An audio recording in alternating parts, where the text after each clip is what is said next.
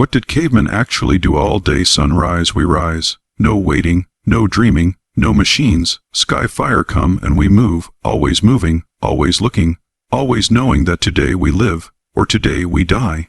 We not sit around, we not scroll, we not wait, we hunt, we watch, we listen to the wind, the birds, the silence. We leave cave when stars hide, step on cold stone, step into deep forest. We smell the deer before we see them. We crouch in shadows, we follow tracks, one wrong move, no food, no fire, no life, we do not miss. We carry wood, we break bones, we make fire not with switch, but with spark and patience and breath. Smoke fills our nose and we live another day. The little ones run, they play with bones, with stones, they learn to throw, to climb, to fear the bear, the lion, the river. We show them how to live, how to fight. Not with soft words, with hard hands and watchful eyes. The women they strong, not weak, not quiet. They gather root, crack shell, mash berries. They know which plant brings healing and which brings death. We all part of the tribe, we all matter or we die. When sun fall, fire rise, we sit, not for pleasure, for warmth, for warning. We tell stories, not for fun, for memory, of beast, of storm, of victory, of loss. We not have clocks, our clock is sky, our task is life, our goal is survive, our reward is sunrise. What do we do all day? We fight, we build, we move, we protect, we bleed, we heal, we live, and we live not for comfort. We live because we must. We live because the earth is harsh and the world is wild, and only the strong, the sharp, and the silent survive. You ask what we do all day. We do what you forgot how to do. We be human, raw, true, untamed.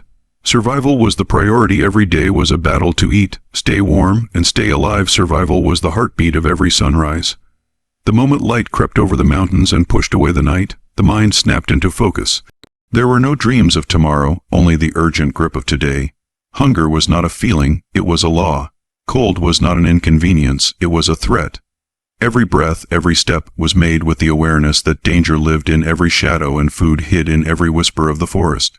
The rhythm of life was primal and unrelenting. No task was done for pleasure. Every movement served one purpose: stay alive one more day. The body was the only tool. It had to be strong, quick, silent. If a man woke with a sore leg, he limped through the pain. If a woman felt sick, she worked beside the fire anyway. There were no breaks, no rest unless the body collapsed. Everything revolved around need. Wood was gathered not because it looked good stacked by the cave, but because without it, the fire would die, and without fire, death crept in through the bones. Water wasn't fetched from a tap, it was searched for through brush and rocks, sometimes miles away, carried back in animal skin bladders or in cracked bowls shaped by hand and heat.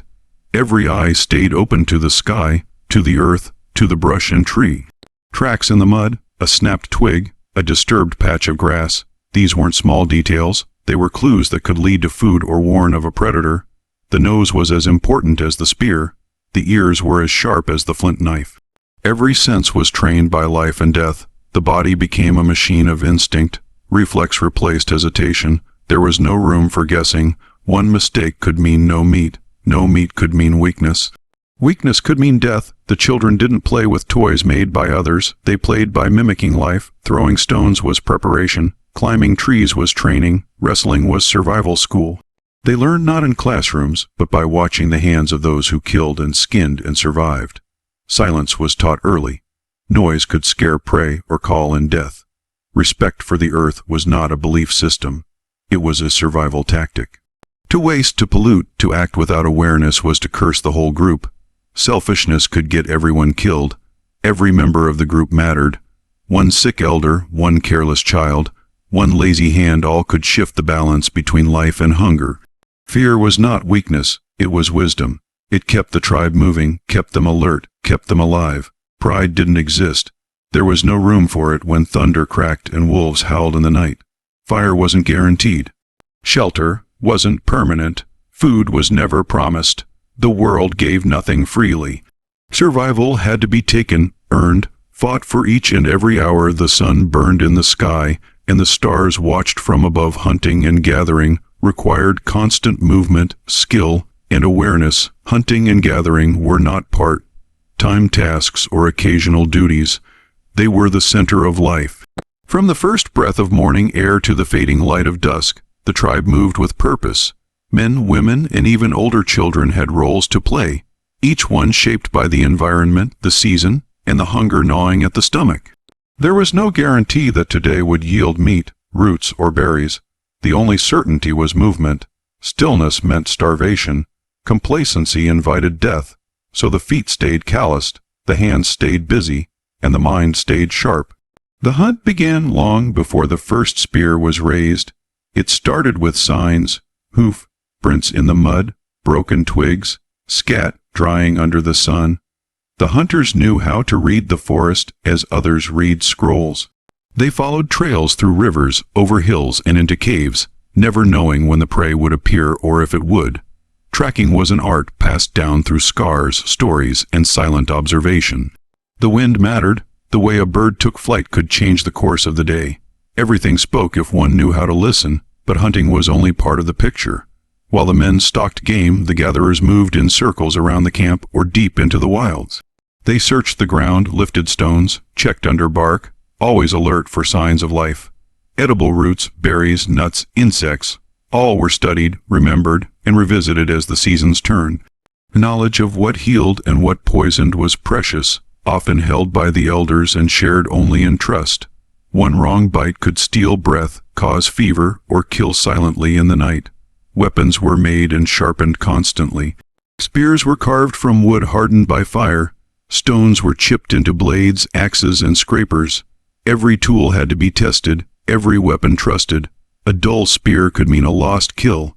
A weak rope could mean a fallen climber. There was no backup, no factory, no second chance. The body and the tool worked as one. Accuracy was trained with repetition. Balance learned by carrying loads across rivers and cliffs. Even in the act of gathering, danger was never far. A quiet thicket it might hide a snake. A berry patch could belong to a bear. The tribe learned to be silent in their movement, patient in their watching. Trusting the forest meant respecting its teeth. To walk carelessly was to risk never walking again. Every movement had purpose, and every moment in the wild demanded full attention. Children watched with wide eyes, learning by doing. A mistake made by a young one was a lesson carved into the memory of the group. Laughter came, but it was brief and rare. The sounds of the wild ruled the day. The hunt and the forage were not games or experiments. They were the lifeblood of the people, the work that defined their days and shaped their bodies. The earth offered no guarantees. Tribal roles were clear. Everyone contributed to the survival of the group in the heart of the wild. The tribe was not a loose group of individuals. It was a single body with many parts, each one essential. Roles were not chosen for comfort or desire. They were given by strength, age, skill, and need. The old ones who had seen many winters carried the stories, the warnings, the memory of what plants healed and which ones brought death. They stayed near the fire, watching with sharp eyes, whispering wisdom into younger ears. They might not hunt anymore, but their minds hunted through memory, guiding the tribe with quiet authority. The strongest among the group hunted. These were not heroes or leaders in name, but those who had proven they could track a deer across miles, bring it down with spear or stone, and carry it back bleeding but whole. Their strength served the many, not the self. They moved in small groups, always alert, always reading the signs in mud, wind, and silence. Trust among hunters was absolute. One mistake could cost the kill. One careless move could turn a chase into a funeral. Their place in the tribe was earned with sweat, scars, and silence. Women were not pushed to the edge of the camp. They were the gatherers, the healers, the food preparers, the fire keepers. Their work was constant, often unnoticed but never forgotten. They carried infants on their backs while digging for roots or searching the treetops for fruit. Their hands mashed, mixed, and dried food. Their minds held the secrets of the plants, the rhythms of the seasons, and the hidden dangers of the land. They raised the children not with softness, but with strength, teaching them to survive, to observe, to respect life and death. Children did not sit and play while others worked. From the time they could walk, they were given tasks. Small ones at first, carrying firewood, gathering stones, watching the traps. They learned by doing, by failing, by being corrected. Laughter was not forbidden. but life was serious, and they learned early what it meant to contribute. There were no idle hands, no wasted bodies. Even the young carried weight, for the tribe was only as strong as its weakest part. When sickness came, care was given. When injury struck, healing was a shared effort. If a member of the tribe faltered, others stepped in, but laziness had no place. Repeated failure to contribute meant danger for all. Respect was not demanded. It was earned through action, through skill, through consistency. Everyone was watched, not for judgment, but for survival. If someone brought in food, they were honored with silence and full bellies. If someone made a new tool that saved time or pain, it became the tribe's treasure. Each role was shaped by necessity. There were no questions of fairness or status. There was only work, and the work held the tribe together like sinew to bone. To fulfill one's role was to ensure the fire burned, the stomachs were full, and the wolves kept their distance. Nature was the teacher. Observation, instinct, and memory were the tools. The forest, the sky, the rivers, and the animals were the only teachers. There were no books, no scrolls, no spoken lessons delivered in quiet rooms. Everything known was earned by watching, waiting, remembering. The earth did not repeat itself in words. It spoke once, and the wise listened. A broken branch could speak of a passing herd. A sudden silence in the trees could whisper of a predator nearby. These were not thoughts to ponder at leisure. They were warnings, signs, instructions that demanded instant recognition. From the moment a child could crawl, the world was their classroom. They learned to listen not just with ears, but with skin, breath, and bones. Rain had many voices. Wind carried many messages. A snapping twig underfoot could be a mistake that cost the tribe a kill. Learning was not a task. It was a daily necessity. Mistakes were not marked by red ink. They were marked by bruises, bites, or blood. To survive, one had to learn fast, remember always, and never turn from the lessons the wild offered. Memory was sacred. The mind was a tool more precious than any blade. Those who remembered which tree bore fruit, which rock marked a hidden spring, or which direction the elk moved during the cold season were honored. They were guides even if their bodies had slowed. Knowledge was not stored in objects. It lived in the breath of the people, passed in quiet words by the fire, in gestures, in the ways hands shaped stone or prepared meat. Every lesson was lived, not told. Animals were studied without books through long days of following, watching, listening. The way a bird lifted from a branch revealed what was beneath it. The way a rabbit ran told whether it was frightened or simply moving through its path. The patterns of migration, the changes in the smell of the air, the color of the leaves. Everything was recorded in the silent memory of the tribe. There was no idle time. Even rest was filled with observation. Even sleep carried dreams shaped by what the eyes had seen during the day. The stars were not distant lights. They were markers, signals, reminders. The elders could tell when the seasons would shift by their movement. Shadows on rocks, the behavior of animals, the way water pooled after rain. These were the lessons of time. There were no calendars, but the tribe knew when the first frost would come, when the birds would vanish, when the fish would fill the streams. It was not superstition. It was memory, tested and confirmed over generations. Instinct was trained. It came from repetition, from being wrong and remembering the sting of it. When to strike, when to run, when to be still. All of it was built into the bones by experience. The tribe trusted those who had survived long enough to carry many lessons. They were the ones who pointed without speaking, who nodded toward danger before it had a name. The earth did not explain itself, but it left enough clues for those who knew how to see life was raw, harsh, and real. No distractions. Only existence and purpose. Life was not decorated with comforts or protected by walls. It was exposed, raw and unfiltered. Each day began without guarantees. The wind could turn cold without warning, the sky could darken, the food could vanish. The fire that burned bright one night could be stolen by rain before the next. There were no shelters built to last for years, only what could be made quickly, what could be moved when the land changed, when the animals moved, when the water dried up. Nothing was permanent. Everything had to be rebuilt, rekindled, rediscovered over and over again. The skin was calloused not just from work, but from the very air. Cold bit into the flesh, heat scorched the shoulders. The tribe learned to endure it without complaint. Clothing was made from hides and furs, stitched together with bone needles and sinew, every piece earned from a hunt or scavenged from death. Each garment told a story. A deep scar on a leg was not shame, but a memory of survival. Bruises and burns were lessons worn with pride. Food was never routine. One day a great beast might fall, feeding the group with fat and marrow.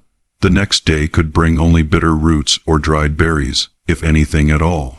There was no place to store surplus for long. Preservation was done through smoke, sun, and salt when it could be found, but time and decay always pressed in. Hunger was a familiar shadow. It sharpened the senses, made each bite of meat sacred. Even the smallest meal was divided with care, no part wasted. Bones were cracked for marrow, skins used for clothing, teeth carved into tools. Storms were not watched through windows but faced in the open. Lightning was a force to fear, not marvel at. Floods could sweep away entire camps. Fire could consume a forest faster than the tribe could flee. Every day brought the possibility of sudden change, and the only way to live was to be ready to move, to adapt, to make do with less. Rest was not a luxury. It was taken when the world allowed, never when desired. Tools were few and precious. A single sharp stone, shaped by hours of careful work, could mean the difference between a clean kill and a lost one. A rope made from plant fibers could secure shelter or help cross a dangerous river. The hands were the machines. The body was the only vehicle. Everything relied on what could be carried, made, or repaired using what the land offered. There was no outside help, no rescue, no storehouse of extra supplies. Everything depended on the tribe's knowledge, strength, and unity. There was no separation between life and survival. To live was to struggle. To wake up breathing was to step again into the wild dance of danger and need. There were no shortcuts, no ease, no escape. Life had to be earned, taken from the world with effort, with instinct, and with a deep respect for its power to give and take in the same breath.